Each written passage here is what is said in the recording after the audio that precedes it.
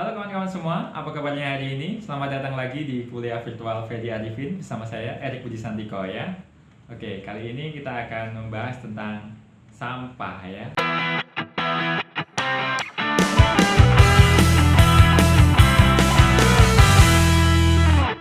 Nah, sampah di sini yang banyak diolah di Indonesia, contohnya adalah sampah rumah tangga ya.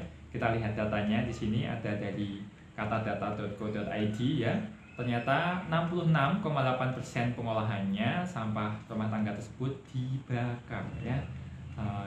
Ya sangat sedikit sekali ya. Oke, yang di daur ulang hanya 1,2% dan lainnya yaitu 32% saja. Nyata seperti ditimbun atau dibuang sembarangan. Nah, nyata membakar sampah itu merupakan opsi termudah ya emang bagi masyarakat untuk mengurangi timbunan sampah yang ada di rumah mereka. Tapi ini juga memiliki resiko buruk bagi kesehatan hewan ternak dan nantinya juga kesehatan manusia ya. Oke.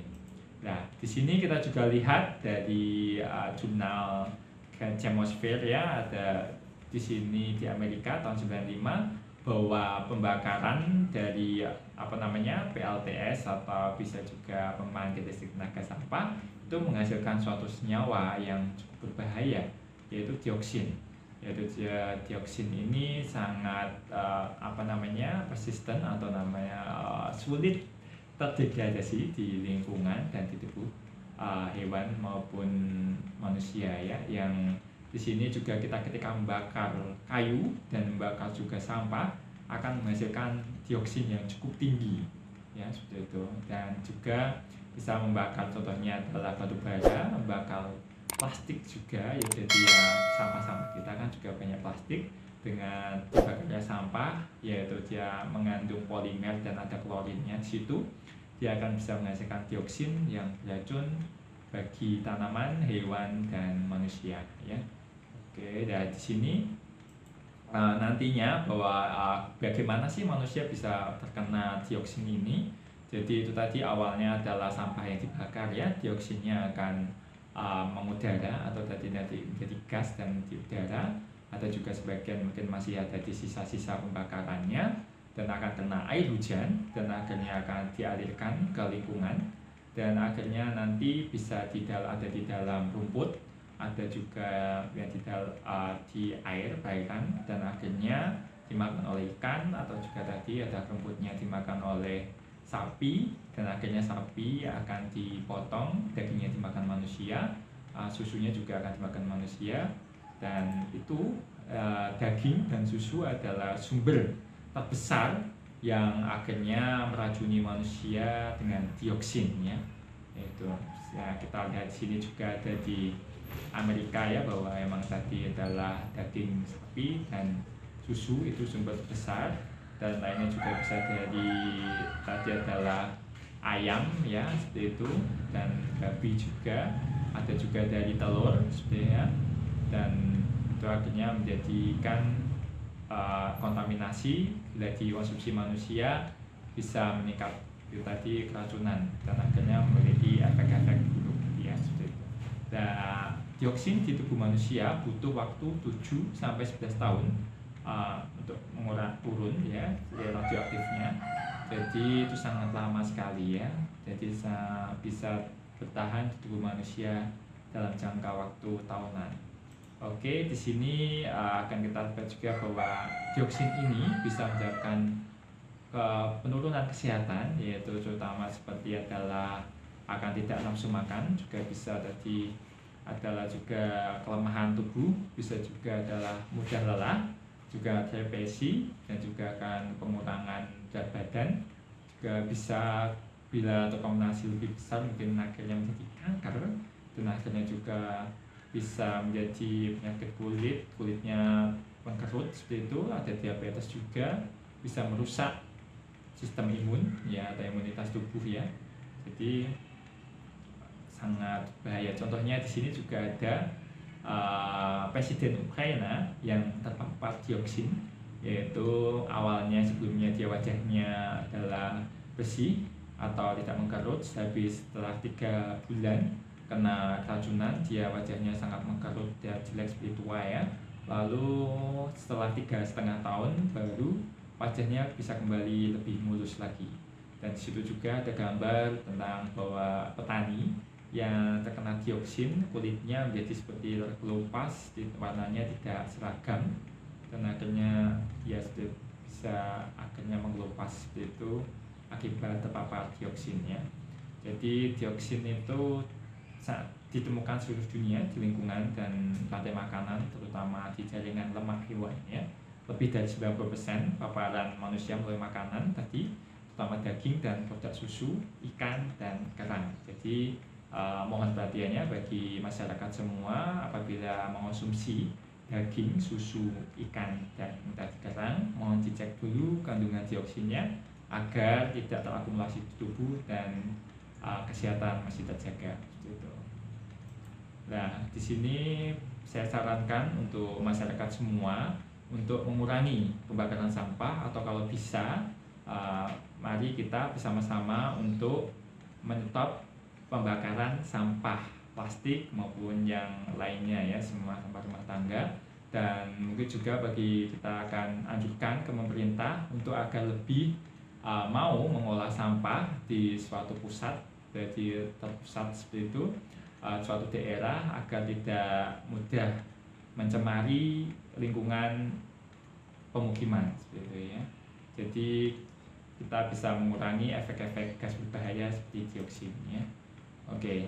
Nah, lanjutnya di sini adalah ada sampah juga yang akhirnya sampahnya akan kita bagi lagi, yaitu ada bermacam-macam ya, yang mendominasi di laut. Ternyata ketika kita membuang sampah sembarangan, itu sampahnya akan bisa sampai ke laut ya, baik plastik, organik, kaca, logam, atau mungkin yang lainnya.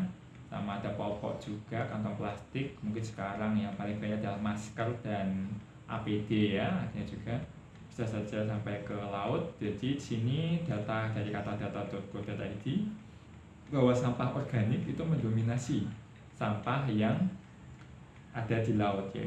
Jadi 44% sampah yang ada di laut adalah sampah organik ya, seperti itu. Lalu dilanjutkan dengan popok ya 21%, lalu juga kantong plastik ada 16%, lalu juga plastik lainnya yaitu 9%, juga ada kemasan plastik 5%, lalu juga ada kaca dan logam itu hanya sekitar 4% ya, seperti itu. Jadi dengan adanya sampah organik yang mencemari laut akan menurunkan jumlah oksigen ke laut atau distorsi oksigen ya, dan membuat hewan air kekurangan oksigen dan tidak sehat seperti itu ya. Jadi mohon untuk kita bisa mengolah lebih lanjut. Oke, nah di sini juga ketika sampah plastik juga yang di laut tadi akhirnya dimakan oleh ikan dan akhirnya ikan tersebut dikonsumsi oleh manusia, jadinya efek dari plastik mikro, berukuran mikro yang dari dalam ikan yang kita makan itu akan berakibat juga hampir mirip seperti dioksin tadi, skin tadi, iritasi kulit, bisa juga malah di sini adalah ada permasalahan nafasan, juga nanti bisa penyakit jantung, langsung juga ada permasalahan pencernaan, juga bisa masalah reproduksi juga, dan akhirnya bisa juga karena di sini mirip adalah plastik adalah tidak hidrofobik ya, artinya adalah tidak larut di air, lebih larut di lemak. Jadi dia sulit dikeluarkan lewat urin. Jadi dia tetap di tubuh, yaitu di jaringan lemak seperti dioksin tadi. Jadi ketika terakumulasi bisa menimbulkan kanker ya. Jadi mohon hati-hati juga ketika kita membeli ikan laut ya. Nanti bisa juga dicekkan secara survei atau statistik ikan laut tersebut sehat, tidak mengandung plastik mikro atau banyak mengandung plastik mikro ya, seperti itu. Nah, langsung untuk selanjutnya bahwa kita harus, agar kita terjaga kesehatannya, kita tetap harus memilah dulu sebelum kita olah kembali atau digunakan kembali, diolah lalu digunakan kembali, atau kita olah menjadi hal yang berguna ya. Jadi mulai dari rumah, mari kita mengolah atau memilah sampah, yaitu dari kita dengan kategorikan yaitu organik, non organik, kertas, plastik, kaleng dan kaca. Lalu juga ada yang khusus, yaitu mungkin yang berbahaya atau yang racun ya, seperti itu. Jadi kita pisahkan dengan punya kotak-kotaknya sendiri, ya berarti ada 6 ya, paling tidak wadah untuk sampahnya. Lalu nanti kita bisa tujukan ke khusus yang bisa mengolah tersebut, ya. Dan mungkin kita akan ke PLTS atau tadi seperti itu. Kalau di Surabaya ada suatu kreativitas di mana wali kotanya mau membuat bahwa kita memberikan plastik akan bisa boleh naik bus gratis ya, atau paling tidak tiketnya diganti dengan botol plastik seperti itu. Itu juga suatu bentuk bagus, dia dapat poinnya di tadi mengurangi plastik, dan koinnya juga dapat di mana dia bisa naik kendaraan umum seperti itu. Oke, lalu selanjutnya bahwa statistik sampah Indonesia menurut kategori tadi, yaitu organik, ternyata emang mendominasi ya, ada 60%. Dan yang selanjutnya adalah plastik, ya sekitar 15, kertas, karet, logam, kain, kaca, dan lainnya. Oke, jadi sampah organik ini aslinya memiliki potensi, yaitu bisa menjadi pupuk organik cair, kompos, dan juga biopestisida, yang kita tidak harus membeli pestisida kimia yang ada di toko pertanian atau apa. Kita bisa membuatnya sendiri dari sampah organik yang ada di rumah-rumah masing-masing seperti itu. Jadi untuk selanjutnya saya akan bahas tentang sampah jadi pupuk yang bernilai bagi pertanian dan juga ekonomi yang lebih baik ya gitu. Oke, sampai di sini video kita kali ini. Sampai jumpa di video berikutnya.